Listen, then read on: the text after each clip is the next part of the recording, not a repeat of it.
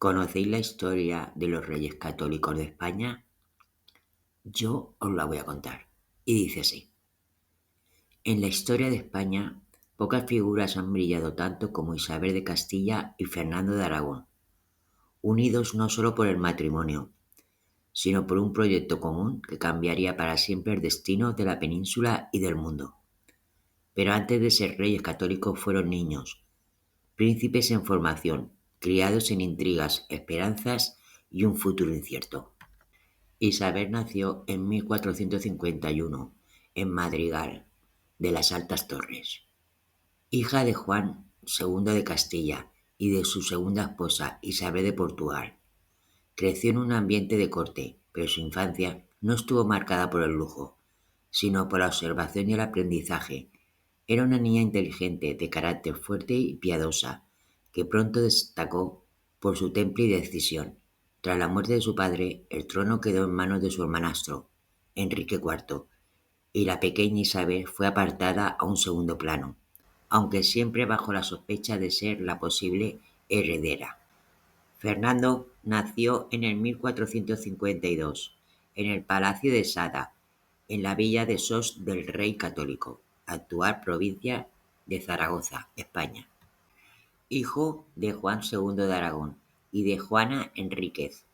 Fue educado en la política y el arte de la guerra. Desde pequeño acompañaba a su padre en campañas, aprendiendo estrategia, diplomacia y el liderazgo que más tarde lo convertiría en un monarca hábil y astuto. El destino quiso que sus caminos se cruzaran. Isabel, cada vez más consciente de la inestabilidad en Castilla, buscaba una alianza sólida. Fernando, por su parte, representaba la fuerza de Aragón. En 1469, ambos se encontraron en Valladolid. Isabel tenía 18 años y Fernando 17. Se dice que el flechazo fue inmediato, aunque su unión iba mucho más allá del amor. Era la esperanza de unir dos grandes coronas. Se casaron en secreto en octubre de ese mismo año, en el Palacio de los Víveros. No fue un enlace fácil. Debieron enfrentarse a la oposición de Enrique IV, de nobles contrarios e incluso del papado, pero aquella boda fue el inicio de una nueva era.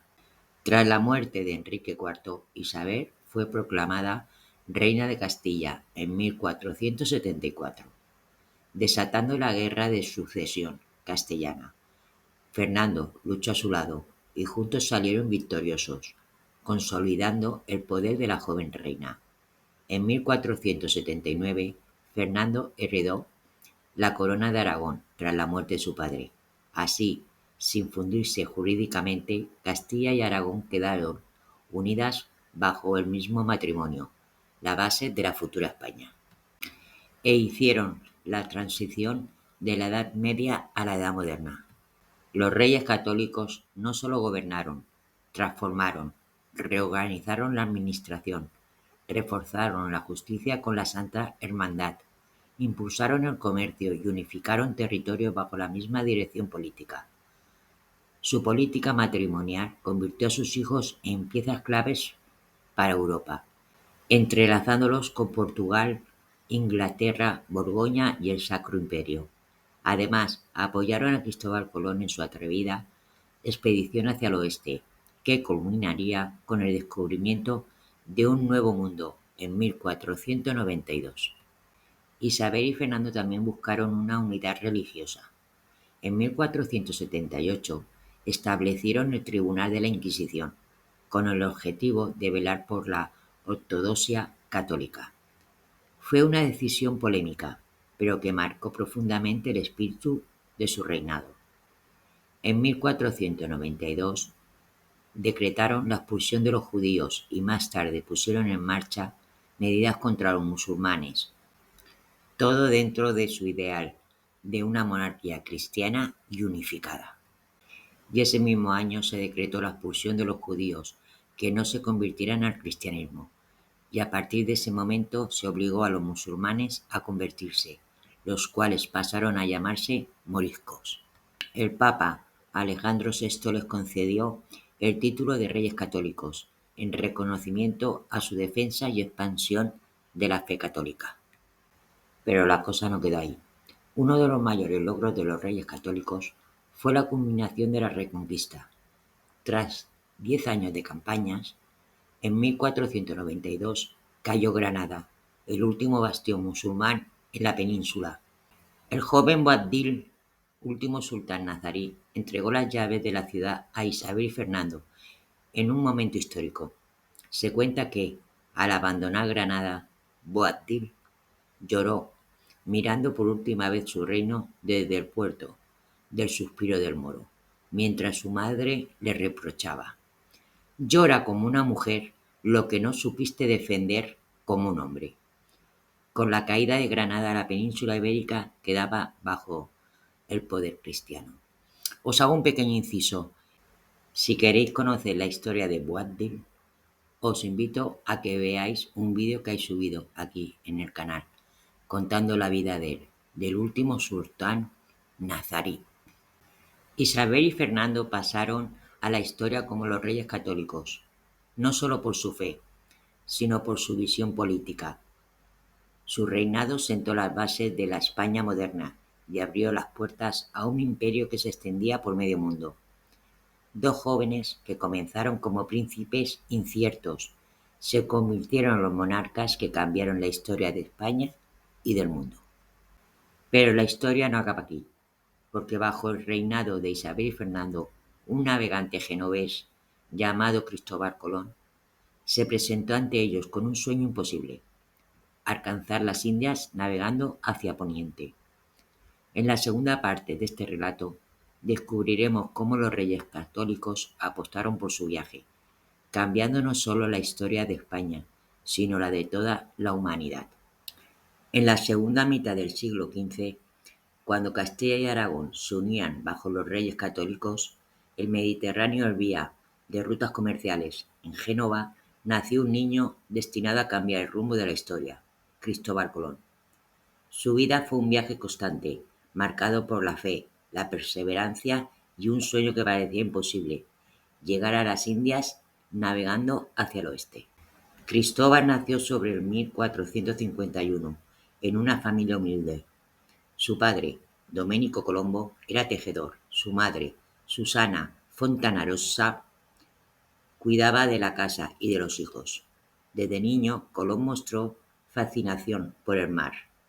Mientras otros niños jugaban en las calles estrechas de Génova, él se acercaba al puerto, donde escuchaba las historias de marineros y mercaderes. Aquellas voces hablaban de tierras lejanas, especias y tesoros. Encendieron en él una curiosidad que nunca se apagaría. A los 14 años, Colón ya se embarcaba en pequeñas travesías. Aprendía de mapas rudimentarios, de estrellas y vientos. En cubierta, mientras los marineros tensaban velas y cantaban al ritmo del trabajo, Colón observaba, aprendía y soñaba. Pronto comenzó a trabajar como cartógrafo y comerciante, viajando a puertos de Italia, Portugal y más allá. Se empapaba de libros, relatos y conocimientos de antiguos sabios. Leía Marco Polo y se convencía de que el mundo era más pequeño de lo que se creía. En el siglo XVIII, las rutas hacia Oriente estaban controladas por los turcos otomanos. Las especias, el oro, canela, pimienta, eran carísimos. Los portugueses buscaban rodear África, pero Colón imaginaba otra ruta: ir al oeste para llegar al este. Un plan arriesgado, casi imposible a los ojos de muchos. Con mapas en mano y su fe, Colón presentó su idea a la corte portuguesa, pero los reyes de Portugal, cautos y escépticos, rechazaron su proyecto. Colón no se rindió. Viajó a Castilla, donde los reyes católicos habían logrado la unidad.